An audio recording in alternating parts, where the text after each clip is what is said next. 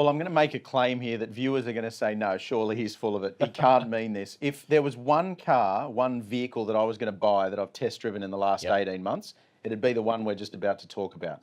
A Ram 1500 pickup, a full-sized American truck that I have no use for, no space for, nowhere to park, and can't justify an argument to buy. That makes I would go out and buy one. How good are they? They are so good. And I don't know what it is that appeals about these things. You look at it and I genuinely could not ever find a use for it. But I want one. You just want one. They're unbelievable. So viewers will know that Ram Trucks Australia converts 1500, 25 and 3500. Here we've taken a close look at the 1500 for a really specific reason. It's new to the market, obviously, but what we really like about it is that it's not quite as oversized as a 25 or 3500. They're what they call heavy duty, big pickup trucks. This is a little easier to live with, and it isn't that much bigger in the overall scheme of things than the dual cab utes we get now. It's bigger, but it's not super sized. Now, we were having a chat in the Sydney office, myself and Sam Purcell, who looks after our four-wheel drive content. We were talking about the ads specifically. You've seen them. I'm sure the viewers have seen the Ram ads where they say that it eats dual cab utes for breakfast. Clever marketing campaign, isn't it? Yep. So what we've done is we decided to say, well, will it eat a dual cab ute for breakfast? So as you can see in the photo there, that's our CarAdvice Mitsubishi Triton on our CarAdvice trailer. Around about 2,700 kilos with both of them in there. There's probably a bit of fuel in there, etc. And a fair bit of dust in our Triton as well, because it's been off-road and I don't know that the camera guys have cleaned it. So the 2,700 kilos is quite a lot. You know, you put that behind a Hilux or a Navara, you can feel it. And in fact, I recently did some tow testing with our company-owned Navara, and with about that much behind it, it didn't want to know about it. You know, going up long hills on the freeway, didn't want to know about it. So little disclaimer here, nothing wrong with our Triton. Not broken down. Aside from the dust. Aside from the dust, it needs a wash. Nothing wrong with it. It's not broken down. We just wanted to use it as a prop.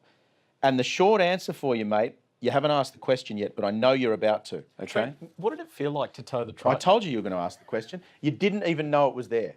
You actually did not even know it was there. Just cruising around town between 60 and 80 and then up to 100 on the motorway, it made zero difference to what the Ram was doing. Can I put this into context? That Ram may look like an obscenely expensive truck. It's actually not. $89,000 starting price, towing capacity of up to 4.5 tonnes, and it's powered by a 5.7 litre V8 Hemi engine that makes about 300 kilowatts of power. Now, the thing that I find most surprising is the 1500 has just been updated in the US. So they've got a brand new interior, really sort of different design. It looks really good. That will eventually come to Australia, but in the US, they're selling the old one alongside the new one because people are still buying them. And you jump into this old one, it looks fantastic inside. You still have that Uconnect infotainment system. There are stacks of room in there. You've got heated and cooled seats.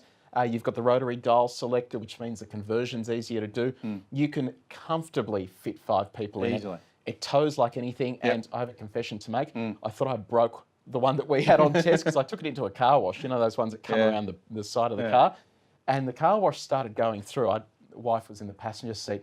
I looked at her and thought, we're in trouble. You're just going to scratch the too crap wide. out of it. It fits. So it fit into our apartment block, fit into the car wash. It tows. What else more do you want? Well, I think the other thing to mention in terms of the driving of it is the fuel efficiency. Now, Ram claims 9.9 litres per 100 on the highway with no weight. You can probably get to that. It's not a problem. It's got some clever technology that helps there. Cylinder on demand. That's right, exactly. But what we saw around town, for me, was most impressive. So unladen around town in really heavy stop-start traffic, 14 litres per 100. I saw the same thing. Different car, but same engine. 14 litres per 100. You drove it in Melbourne, I drove it in Sydney. That's a real-world figure. And to me, that's really impressive because, you know, you drive an AMG Mercedes-Benz around town. It's using more than that. Absolutely. You can get them into the 20s quite easily. The other thing that was really impressive here, with that 2,700 kilos behind it, in a mix of driving from 60 k's an hour up to 100 on the motorway, 19 litres per 100. Now, there'll be plenty of people that are about to head off around Australia to tow a caravan that's going to weigh close to, with a diesel, and it's going to weigh close to 2,700 kilos.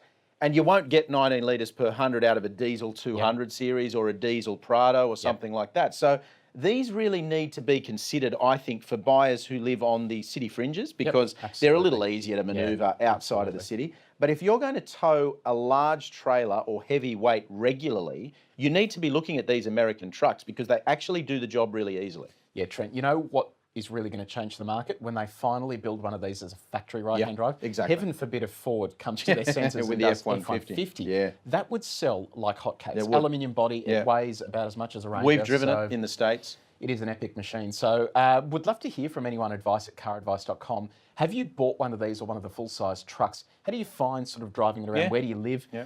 Let us know, because I think I'd be really keen to find out what people are using them for. Absolutely, and the upshot of this test for us is that the Ram is something you can absolutely live with day to day. It's incredibly impressive as a tow vehicle, and the point Paul made earlier is it's beautifully equipped. You know, these are luxury cars in the States, they're default family vehicles. Americans know how to build them, and while we might give them a bit of stick for driving big pickup trucks, these are really, really good things.